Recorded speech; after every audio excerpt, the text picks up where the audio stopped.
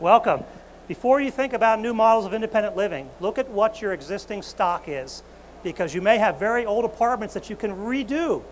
And you can see that floor plan has changed here from what was before to a much more open floor plan. We're going to show you here in a second. This is what this project looked like previously. Same exact project now. We're going to show you what that same photograph looks like. That's very marketable. The previous one was not. So before you think about completely new models, think about your existing stock, because you may be able to market. One of the new things is called hybrids. It's basically a combination between cottages and apartments. It's kind of an in-between. And it's great because you can get a lot more of these on a small piece of land. Also, you get 3 times as many of these apartments as you get as traditional cottages. This is what they look like traditionally. Kind of a small apartment building, typically with parking underneath. This can appeal to a much younger senior, and that's what a lot of people want to promote on their campuses. You can see they're very residential in nature, typically 12 to 15 units per building. Here's an example of one floor plan, 4 units. And notice the big difference between a typical apartment building. Everybody gets 2 exposures of daylight, which makes a huge difference in terms of the quality of the light and the quality of the spaces that are within those apartments. Here's just an example of what one looks like. You can see lots of daylight coming into a very open floor plan. This is very marketable, much more so at times even than regular apartments. Also with hybrids, one of the nice things that we can do is we can create corner balconies.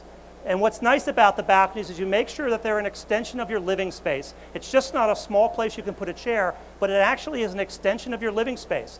2 directions. Another idea that we're seeing a lot of popularity with is the idea of clustering homes. These are basically cottages that you cluster together and you create much more of a sense of community. So you can see in this particular case, there's 4 houses within a small garden. You can see the floor plan right here. Notice the size of the units.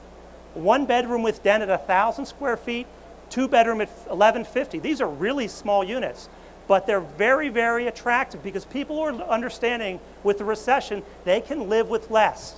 And you take these units, and what they end up doing is they really do a lot of high-end finishes. 1,000 square feet is really plenty of space for a 1-bedroom apartment, and these sell terrifically on this campus. Take that a step further and look at a larger cluster of homes. They're almost like townhomes, but the idea again is that they're centralized around a garden concept. Notice that there are no cars. The cars are all around the back. So what you end up is a real garden community. These basically become townhouses off of a central green. You can see all of the cars are around the back.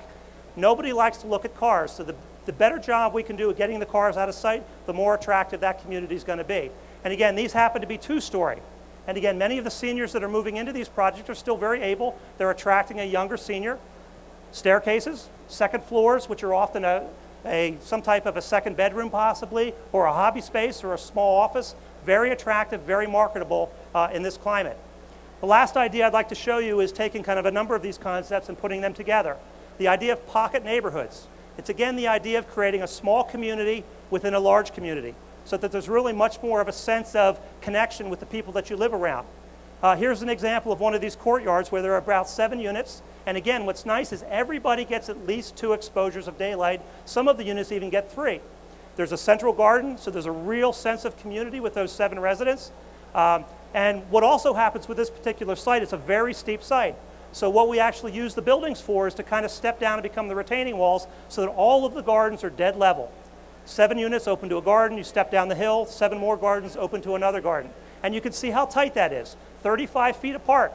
It creates a real great scale, and here happens to be a rendering of what one of those looks like. A real garden community, very appealing for new independent living on your campus.